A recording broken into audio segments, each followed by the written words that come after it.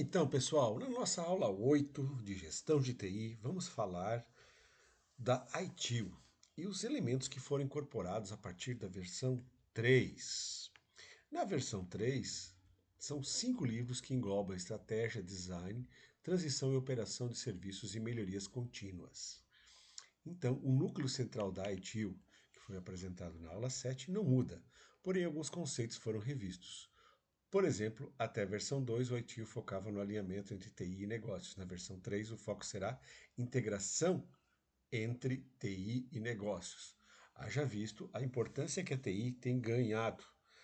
Então, por exemplo, hoje os bancos não conseguem sobreviver sem a TI. Não tem mais operações bancárias que não estão baseadas na IT. Se cair o sistema, caiu a rede, alguma coisa em uma região, o banco para naquela região. A mesma coisa o comércio. Como assim, professor? Simples. Você imagina se cai o sistema no supermercado. Como é que ele vai vender? Ele vai usar aquelas calculadoras antigas? Ele é proibido por lei. O e-commerce. Imagina cair o site de e-commerce. Vamos pegar aí Mercado Livre, Shopee e todos esses outros que tem. Né? Um dos trabalhos principais da Magazord, eles têm em torno de 50 pessoas trabalhando só na área de segurança, gente. Foi o número de pessoas, é claro que alguns são desenvolvedores, mas estão preocupados com segurança também, que participaram da palestra com a doutora Celina Sullivan, que está disponível lá no nosso site do Interuni. Eu já disponibilizei para vocês todas essas palestras que ela realizou, e não foi acho que 4 ou 5, em diferentes temas, das fazendas, na área industrial, nessa área do comércio lá para a Magazord, e também ali para nós no Instituto, aí de um modo geral, mais academicamente, falando de como é que é a formação do pessoal na área de segurança, cybersecurity, né, segurança da informação na internet, né, e mostrando como você deve se preparar, a formação que você deve ter, as propostas de curso que eles têm. Então veja que é o que? Não mais alinhamento, mas a integração total com os negócios. Então a tendência é que a TI passe a ser visto como tecnologia de negócio, ao invés de tecnologia da informação. Então ela ficaria Business Technology. Em vez de IT seria BT, certo? Então, o que acontece, pessoal? Nessa versão 3, o conceito do ciclo de vida de serviços. Tá? Service Life Cycle, que significa o quê? Os sistemas eles estão não mais focados somente, eu fiz solução de software, mas sim eu passo a ter SaaS, Software as Service. Então, o que acontece? Eu já nem me preocupo mais com o hardware também. Eu posso pegar e colocar tudo isso na web e aí o pessoal do data center é que vai se preocupar em manter o meu sistema e a dar acessibilidade a ele. Então, desenho, projeto para implantação e operação, quando for o caso, até mesmo a extinção, se dará em situações em que o serviço prestado deixará de existir devido a uma mudança no negócio. Né? Como assim, professor? Exato, se você for olhar, depois que inventaram o Pix, então o TED, que é a transferência eletrônica de fundos, ou de dinheiro, né? Transferência eletrônica de dinheiro, ela praticamente está deixando de existir. Cheque é um serviço que também está deixando de existir. Né? Só em cidades menores ainda que os bancos ainda deixam você emitir um talonário de cheques para pagar. Por quê? Porque naquele lugar aceita cheque. A maioria não quer mais saber de cheque por todos os problemas de cheque sem fundos que já existiram. Né? Então, o que acontece? No livro 1, estratégias de serviço, certo? E você está preocupado com que todo o gerenciamento, implantação e principalmente gestão financeira e o ROI aqui. O ROI é Return of Investimento. Quanto que eu vou ganhar fazendo esse investimento? Certo? O livro 2, o design dos serviços. Ou seja, o que eu faço? O planejamento, implementação em 5 técnicas específicas, que é a disponibilidade, availability em inglês, capacidade, continuidade, gerenciamento do nível de serviço, ou o famoso SLA, e outsource. O que eu vou terceirizar? O livro 3, Service Transition, que é transição de serviço, ou seja, o volume apresenta um novo conceito sobre o sistema de gerenciamento do conhecimento dos serviços e inclui abordagens sobre mudanças, riscos, garantia de qualidade. Os processos de endereçados são planejados e o suporte e gerenciamento de mudança são sempre disponibilizados. Né? Então tem o gerenciamento dos ativos. Que ativos, professor? Onde é que estão as máquinas virtuais? Onde é que estão as máquinas reais? Tá? Todos os meus ativos de hardware e software e suas respectivas configuração. A operação desses serviços, né? Veja aqui, quando eu comecei com o conceito de SaaS, lá atrás, era só um pouquinho. Agora, todos os serviços estão baseados em SaaS. Tá? Então, é muito comum o quê? Você ganhar nas empresas, né? Por transação executada, um percentual sobre faturamento, como a Magazord faz. Né? Para quê? Para que você ganhe esses software as service, ou seja, o cliente não se preocupa mais, eu não preciso mais criar o meu data center, eu não preciso criar mais a sala do servidor, etc. e tal. Então, na maioria das vezes, está tudo externo. Ah, mas tem empresas que mantêm. Normalmente mantém para fazer cópia de segurança. Tá? Então, eles têm uma cópia de segurança interna na empresa e o software está rodando como SaaS lá fora. Por quê? Porque se der algum problema lá, suponha que tivesse acontecido algum problema com os servidores que estão no exterior, uma guerra, coisa parecida. Você imagina ficar no escuro, sem ter os teus dados e tudo mais. Então, veja bem que está tendo toda uma briga aí norte-americana, israelense, os palestinos, o Irã, tá um balaio de gato lá. Suponha que haja um ataque maciço dentro dos Estados Unidos. Né? Então, todas as empresas que se prezam estão fazendo backups físicos em equipamentos locais para, se acontecer alguma catástrofe lá, eles possam fazer o quê? Restabelecer os serviços aqui. Os serviços do exterior, se você começar a ler, eles também estão migrando parte dos data centers, espalhando pelo mundo inteiro para fazer cópias de segurança ou espelhamento direto, para que se cair a operação em um dos países, o outro país possa absorver esse serviço.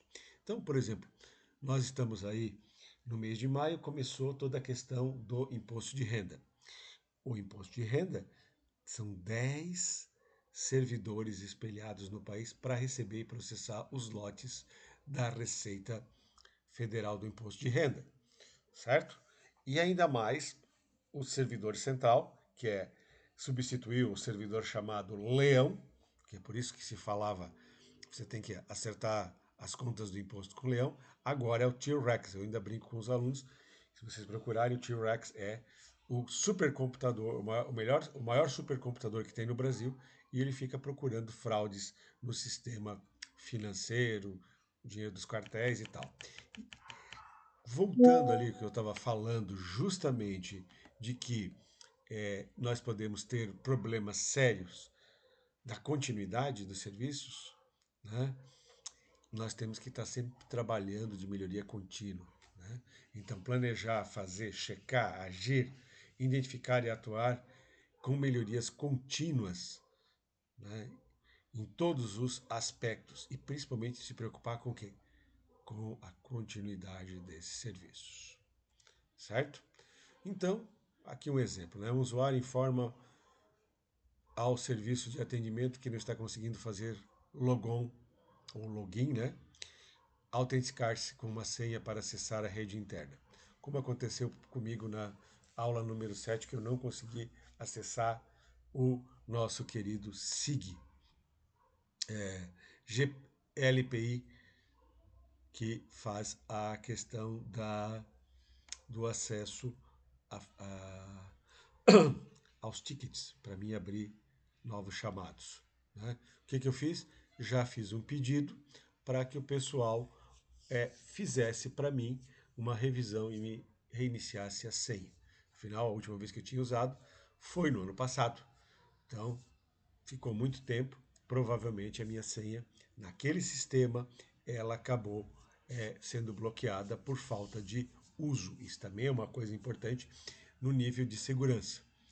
Então, quando você fica X tempo sem acessar um determinado sistema, ele deve entender que você está desabilitado para usar o sistema e ele, obviamente, vai dar erro de senha. Provavelmente a senha está bloqueada. Eu preciso recuperar e colocar uma nova senha. Então, já pedi para o pessoal, porque aí eu não consigo, né? Mandei um e-mail, pedi, deve estar sendo resolvido aí até na próxima semana, reiniciar a senha. Então, no caso aqui, José consulta a informação a respeito de que o usuário está usando a fim de verificar as ocorrências, incidentes e problemas anteriores. Não há ocorrências antecedentes e José não pode resolver o incidente, tampouco determinar a causa. Subsequente, informa o funcionário do serviço de atendimento, que foi o caso que eu fiz. Esse, por sua vez, entra em contato com o técnico de suporte nível 2, né, agora denominado João, agora para fazer uma intervenção. Paralelamente, o serviço de atendimento recebe 5 notificações de incidentes com características idênticas ou parecidas. E sendo informado João que o incidente até o momento não pode ser resolvido, o atendente acredita haver um problema generalizado sem causa aparente e então entra em contato com a equipe de especialistas. Né? No sétimo passo, logo depois descobre que a causa do problema, um dos computadores centrais ou servidor está fisicamente danificado e precisa ser substituído. Então, solicita a mudança ou a troca do equipamento, responsável pelo gerenciamento e implementação das mudanças. E 9. Antes de autorizar a mudança à equipe de teste de software e hardware, a equipe de gerenciamento de mudança consulta os dados do equipamento problemático a fim de avaliar possíveis impactos, né? Se encontra em funcionamento. Feito isso, a mudança é efetivada pela equipe de operações e testes e o problema é eliminado, o serviço volta a ser restabelecido. Obviamente, vamos ter um relatório elaborado pela equipe de mudanças que é entregue aos atendentes que, por sua vez, entra em contato com os usuários que solicitam atendimento para informar que o problema foi eliminado. Então, desde o primeiro momento, percebe-se que há um único canal mediador entre TI e os usuários, o serviço de atendimento, também chamado como Service Desk. Muito comum também, ele está sendo chamado de Help Desk, né? Que é o quê? O registro de todas as ocorrências e ajuda ao usuário. Tá? Então, nessa situação, na situação 3, né, eu estou procurando informações sobre o computador do usuário e se define o que? Algumas outras medidas, como, por exemplo, o gerenciamento de configuração, Configuration Management. Tá? Situação 6, quando o atendente recebe relatos de incidente idêntico não resolvido, o incidente passa a ser definido como problema. Incidente é um caso isolado. Quando ele se repete várias vezes, eu passo a ter um problema generalizado que eu tenho que resolver muito mais rápido. Então, o ITIL muda o gerenciamento de incidente, que é um caso, quando passa a ser o gerenciamento de problema. Tá vendo aqui, ó? Incidente aconteceu uma vez, isolado, pode ser que o usuário tenha perdido a senha, ou como no meu caso, fiquei muito tempo sem utilizar, obviamente que aquela minha senha ia ser bloqueada. Uhum. E já o gerenciamento do problema, pô, são vários usuários ali, mostrava que 5 ou 6 usuários tiveram problema semelhante de fazer o login. Então não é um incidente, é um problema. Né? Então, olha só, no item 8, nós temos o que? O Change Management, que é o que é? O questão do como foi resolvido, que troca que foi realizada. Né? Então, se elabora um relatório descrevendo o ocorrido e o processo do Change Management se responsabiliza por gerenciar, planejar e decidir as mudanças nesse ambiente de TI. Já na situação do 9, quando a equipe responsável por implementar as mudanças faz a consulta do banco de dados e informações competentes, né, para saber e fazer a mudança realmente. Então, nós temos o Configuration Management que entra em ação, que é o quê? Que esse tipo de servidor é aquele, é Linux, é Microsoft, qual é o banco de dados, qual é o software que eu tenho que baixar. E, gente, isso aqui tem que ser com super velocidade, porque tu imagina deixar um serviço inativo, né? Você vai ter os gestores realmente espumando de raiva se você não agir rapidamente, né?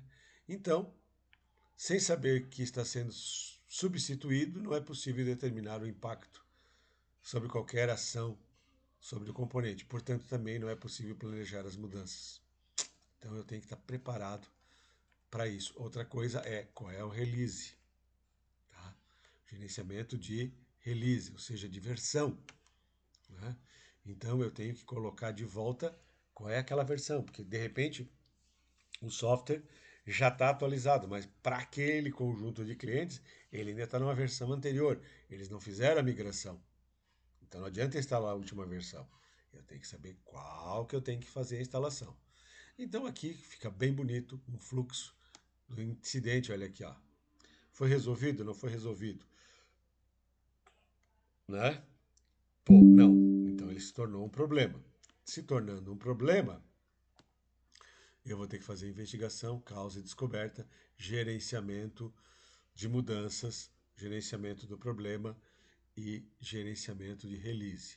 Ah, não, eu cheguei aqui, o usuário achou a solução? Beleza. Ou então, pesquisa diagnóstico, achei, tem a solução. Tem a solução, guarda aqui, tá ótimo. Então, o caminho mais longo é se virar um problema. O caminho mais curto é se ele já for resolvido, né? Então, como é que se implanta uma ITIL? Workshop executivo de estratégia. Então, por exemplo, a empresa efetiva, lá o diretor dela foi me orientando. Eles, poxa, Fábio, o que eu posso fazer de algo legal para ser aplicado na minha empresa?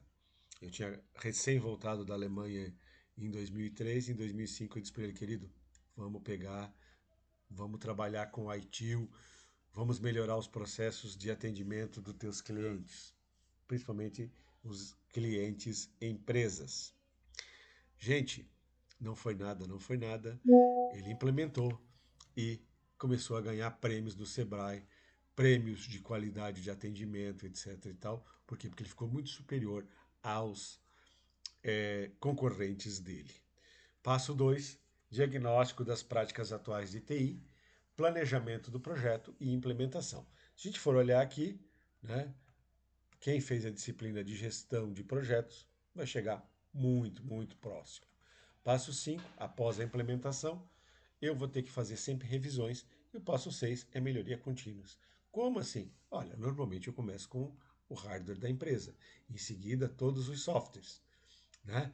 E em seguida eu começo a ter os processos gerenciados. Se a gente for voltar lá no MPS-BR, isso aqui é complementar aquelas ações do gerenciamento de software. Por quê? Qual é o objetivo? É manter os sistemas funcionando, né? Então, a Microsoft lançou o Microsoft Operation Framework, uma documentação para planejar e manter, né? A própria Microsoft adotou técnicas da ITIL e melhorou muito o atendimento deles. Ah, professor, mas ela adotou algo que é livre? Obviamente.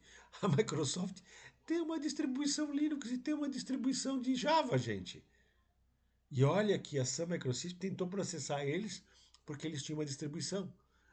E aí foi provado nos tribunais que ela respeitou para ter distribuição Linux e ter distribuição Java todos os requisitos, que não é cobrado, que está lá, só é cobrado são os treinamentos, que está lá disponível, que seguiu as regras da comunidade. Então a Microsoft, de boba, ela não tem nada. Então não se admire se você achar que a Microsoft tem o MOF, né, falando exatamente de ações vinculadas à ITIL. Então, olha só, que eles fizeram? Um ciclo de vida. Se você olhar aqui, é um ciclo de vida evolutivo, gente. Tá? Então, o que acontece? Você está fazendo suporte, consigo fazer melhoria, faço substituição, coloco em operação, mantenho o suporte, otimizo de novo, faço melhorias e aqui. Então, eles seguem a, o desenho de aplicar a ideia da ITIL dos seus produtos. Tá? Então, change, primeiro quadrante, junto às recomendações, né, da MSF, apresenta os passos necessários para planejamento e prestação de serviços. Operação, quadrante, são adotadas algumas das funções de entrega de serviços. Né? Em paralelo a essas áreas de Service Delivery e Security Management da ITIL. Tá? Gerenciamento de segurança. Já no suporte, né, conta com a atuação do Service Desk, ou Help Desk, em alguns casos, né, já falei para vocês o nome, que são mantidos na área de suporte. E otimização é o seguinte: começo a receber feedbacks e vou melhorando esses processos de um modo geral. Então, como é que fica a questão de serviços?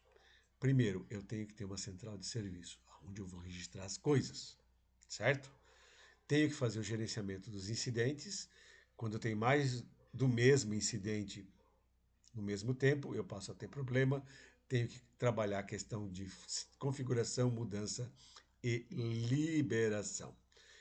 Essa central de serviço, também conhecida como Service Desk, que é o nome original, ou Help Desk, é uma função, não é um processo dentro da TI. E tem como objetivo ser o ponto único de contrato entre usuários e clientes e o departamento de TI. Lembra daquela ideia? Usuário quem usa, cliente quem paga. Então o que acontece? Você tem o recebimento das informações do usuário, mas você tem que prestar conta ao cliente quantos atendimentos que foram feitos.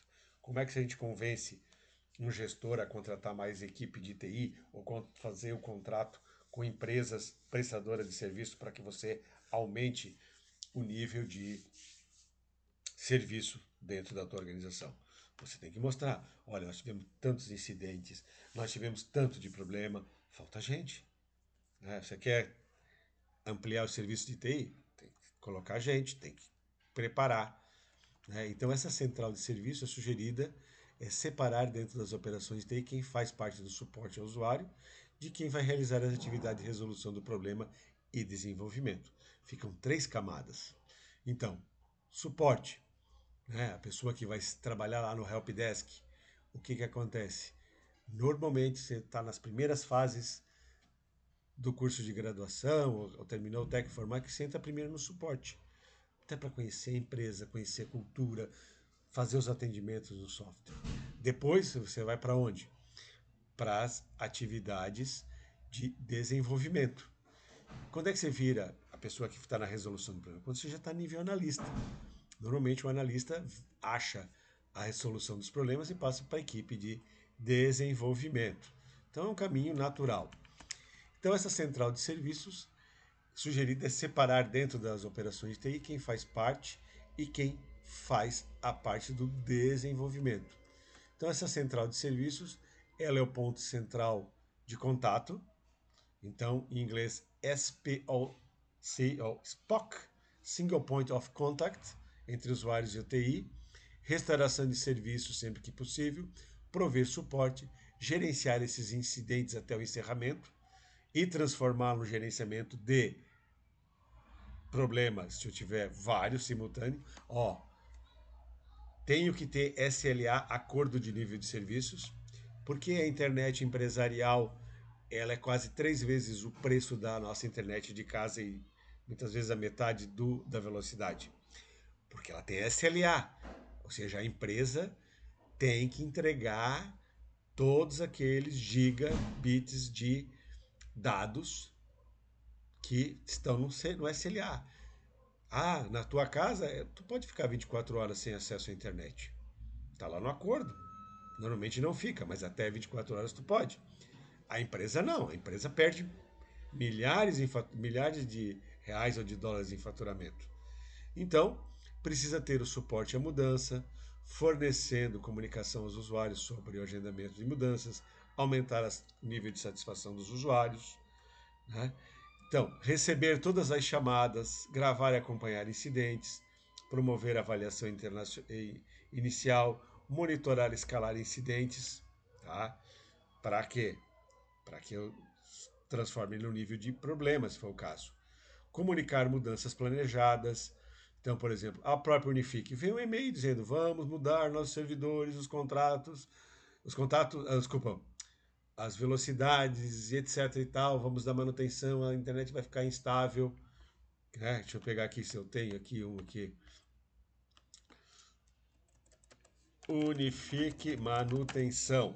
Só para vocês terem uma noção. Ó, Unifique.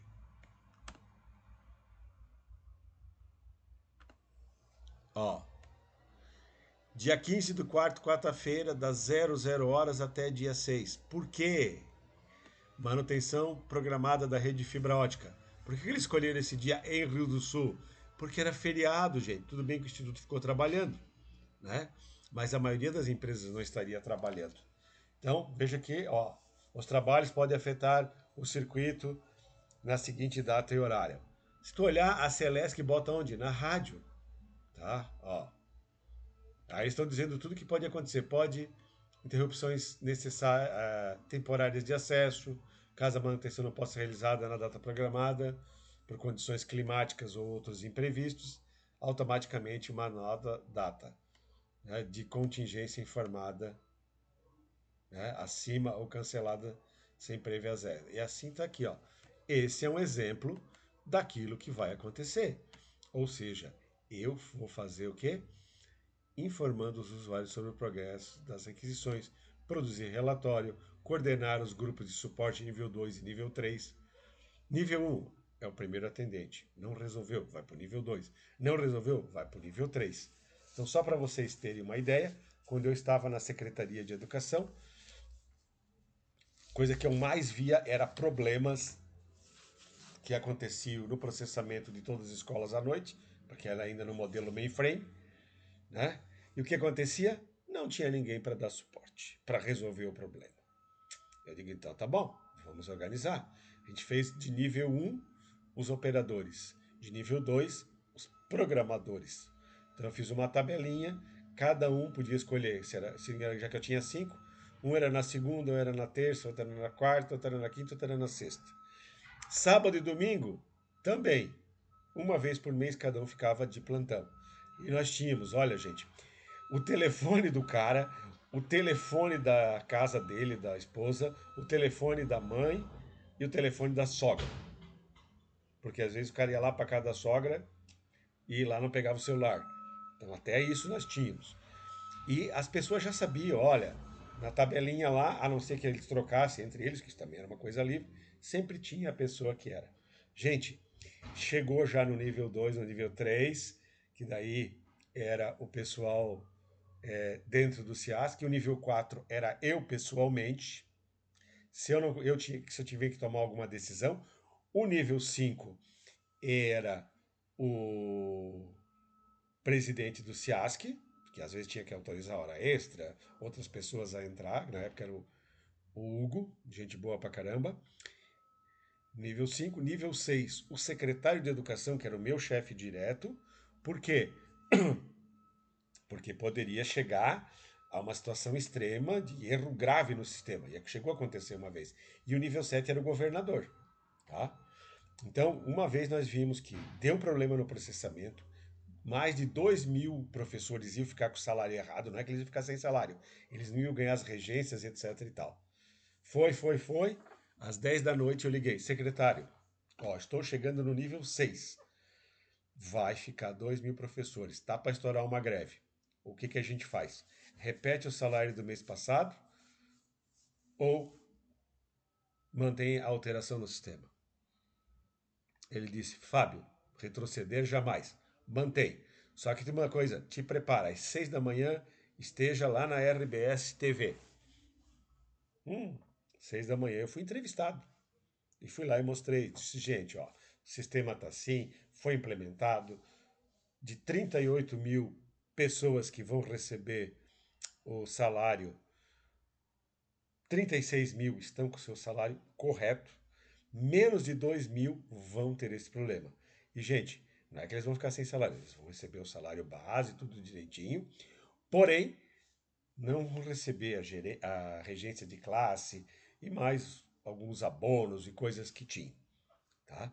E eu disse, ó, isso estamos aqui já avisando todos os professores, não se preocupe. E no final só deu 1.100 e poucos que fizeram, né? Obviamente a gente identificou eles e no mês seguinte eles receberam esses que dava 200, 300 reais de diferença, mas no salário de professor naquela época seria o equivalente a 600, 700 reais hoje em dia. Faz muita diferença no salário da pessoa, mas eles sabiam que o salário deles ia ser compensado no mês seguinte, então não teve problemas. Nós mesmos, servidores federais, esse ano até que veio no período certo, mas era para começar em janeiro do ano de 2025 um aumento salarial.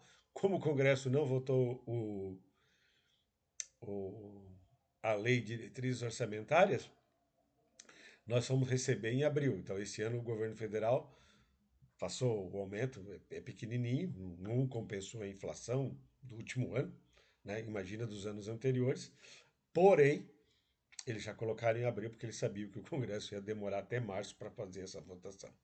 Então, outra coisa importante, manter informações gerenciais para tomada de decisão.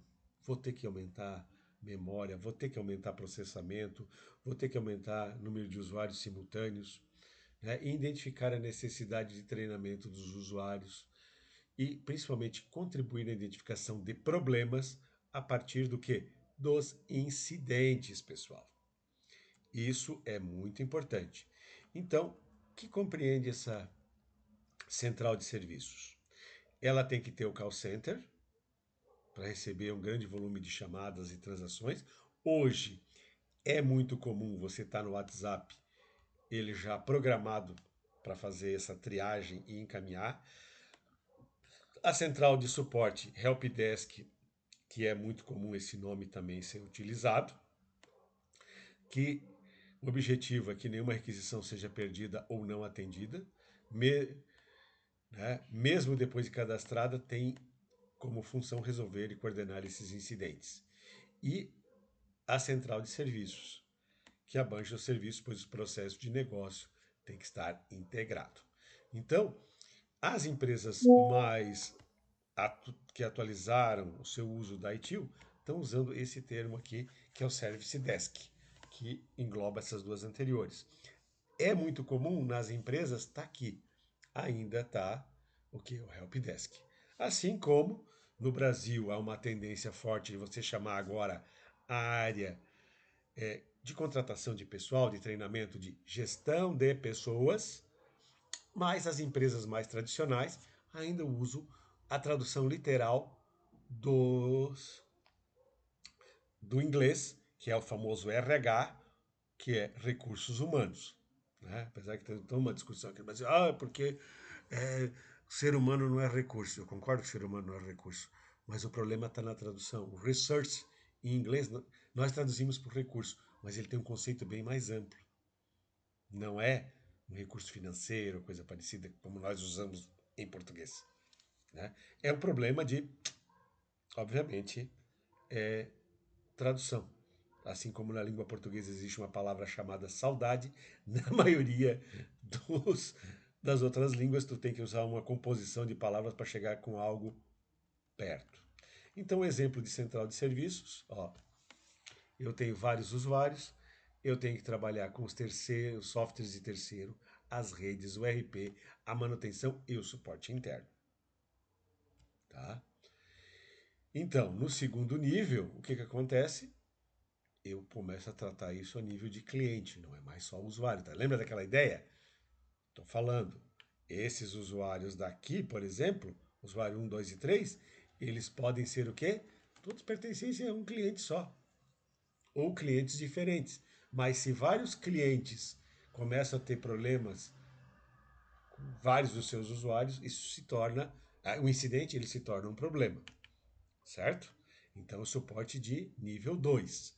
E quando a central de serviço está funcionando, ela tem que estar aqui, ó. Pô, gente, deu problema no meu SLA. Teve um incidente. Tenho que fazer o quê? Gerenciamento da configuração, da mudança, da liberação, ou eu tenho um problema do gerenciamento do nível de serviço. Caiu o nível de serviço. O que, que é? Suponha o seguinte: vamos pegar aí uma loja lá dentro da Mercado Livre, da Shopee, coloca uma promoção fantástica. Várias pessoas simultaneamente tentam acessar aquilo lá. O que, que vai cair? Vai acontecer? Vai cair. Então eu tenho que garantir que esse nível de serviço seja planejado com antecedência, etc. e tal. É o caso que, quando a Apple vai lançar um produto nas suas lojas físicas, eles já se preparam. Ó, vai abrir. Muitas vezes ainda eles colocam o seguinte: vai abrir a loja à meia-noite e um. Por quê? Para dar um menor número de pessoas. Tá?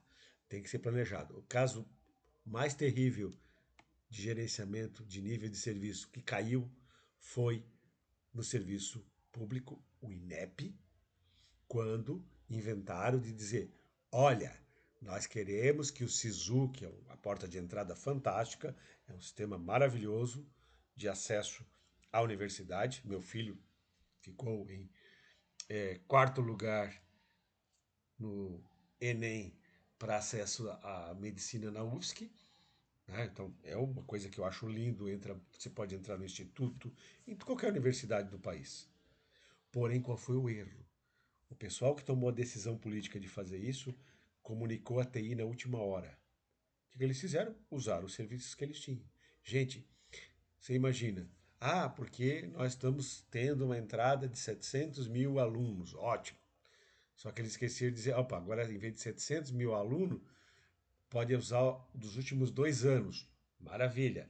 Então, de 700, eu passei para 2 milhões e 100 de pessoas, mais ou menos, numa conta de padeiro rápida, né? Maravilha.